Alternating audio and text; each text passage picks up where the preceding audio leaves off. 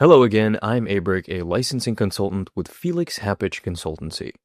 In our previous discussions, we established that a career in the UAE starts with the PQR, the Unified Healthcare Professional Qualification Requirements. Today we are tackling the most common point of failure for international applicants: education. Many professionals assume that because they hold a degree from a reputable university in their home country, they can automatically meet the criteria for a UAE license. But the PQR does not just look for the title of a degree. They look at the delivery of the education. The policy is absolute. If your education does not meet the standard for in-person, supervised clinical training, your application faces an uphill battle that often ends in rejection. Today, we are going to do a deep dive into the big three blockers that stall thousands of applications: distance learning, correspondence degrees, and hybrid certificates. Let's dissect these challenges one by one. The PQR policy is rooted in one absolute requirement: evidence of hands-on, face-to-face clinical competence. Distance learning platforms are common, but the PQR explicitly excludes them from licensure requirements. The regulator cannot verify the clinical exposure of a student who never stepped foot in a clinical setting under the direct, physical supervision of a faculty member. If your transcript reflects a distance or online delivery model for your core clinical hours, expect an immediate disqualifier. Correspondence-based education represents the traditional version of remote learning. If your degree originated from an institution that operated via correspondence, where study materials and testing were conducted remotely, it fails the supervised practice test. The PQR demands proof of continuous, in-person mentorship within a real-world clinical environment.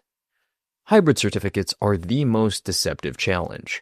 While these programs may include some on-campus time, they often lean heavily on remote components. The authorities look at the totality of the degree. If the university cannot verify that your core clinical competencies were achieved through traditional in-person attendance, the certificate will be flagged during the credentialing review. How do regulators actually evaluate these qualifications? This process relies on a rigorous audit of accreditation and delivery mode. When you submit your degree, the credentialing agency does not just look at the title. They perform a deep dive audit of your academic history. The regulators conduct a transcript review to identify specific labels like distance, external, or online. If they find these markers, they compare your total credit hours against the PQR baseline for in-person education. If the balance of your curriculum leans toward remote delivery, the degree is frequently deemed ineligible for licensure. Regarding the frequent questions about exceptions, such as those created by the recent global pandemic, the authorities have issued specific guidance. If your clinical education was interrupted by a government-mandated lockdown and your university provides an official letter confirming the transition to remote learning was a temporary, authorized measure, there is a pathway for evaluation. However, this is not a blanket policy. It is handled on a case-by-case basis. Without that official documentation from your university registrar, your submission will not hold up under review. One final practical note: the quality of your document scans is non-negotiable. I have seen perfect degrees delayed for weeks because of blurry scans or cropped edges. The PQR committee and the verification agencies require high resolution, full-page color scans. If they cannot read the registrar's seal or the official signature clearly, they will request a resubmission. Do not scan documents using a phone app in a dark room. Use a flatbed scanner. Save yourself the month-long delay by getting your digital file right on the first upload. What is the action plan? If you have concerns about your degree, do not wait for a formal rejection letter to inform you that you are ineligible. You must act as your own first auditor.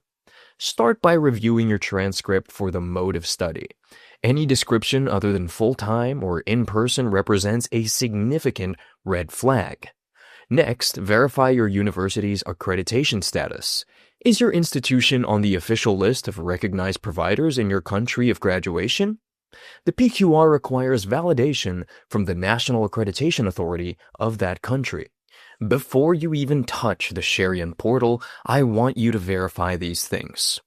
First, does your transcript state full-time or in-person? If it doesn't, do you have a letter from your dean explaining the clinical hours? Second, is your university currently listed on the World Directory of Medical Schools? Third, do you have your internship completion certificate ready? If you don't have this, you need to prepare for the experience equivalent requirement. Get these 3 files in a folder on your desktop today. This is your pre-flight checklist. At Felix Happich Consultancy, we believe in a reality check before an application. If your degree is primarily distance-based, prepare for the reality that you may need an additional accredited qualification to bridge that gap. Alternatively, you may need to explore different licensing pathways if your clinical hours cannot be verified as in-person by your university's registrar. Don't guess with this process. The PQR operates as a binary system. You either meet the standard or you don't. If you're worried about your current documents or aren't sure if your history will survive the verification process, visit the link in the description below to book a consultation with our team at Felix Happich Consultancy. We can review your profile before you start to ensure your path is clear. Education is your foundation. A foundation built on distance learning, correspondence, or unverified hybrid models simply will not hold the weight of a UAE license. I know this can be difficult to hear, but I would rather you have the clarity now than the disappointment of a rejected application months down the line. At Felix Happich Consultancy, we evaluate your educational history before you ever submit to a regulator. We don't guess. We audit your documents against the specific PQR standards so you know exactly where you stand. If you are ready to stop guessing and start strategizing, click the link below to get in touch with us. If this deep dive helped you assess your own path, subscribe to the channel. In our next session, we are moving to the most critical bottleneck in the entire process. We are going to cover primary source verification, or PSV, why it's your #1 licensing bottleneck. We'll go beyond the paperwork and show you how to actively manage the data flow from your university and hospitals to the verification agency, ensuring you never fall victim to the dreaded silent source. Don't let your move to the UAE be a gamble. Let it be a strategy. I'm Abrick, and I'll see you in the next one.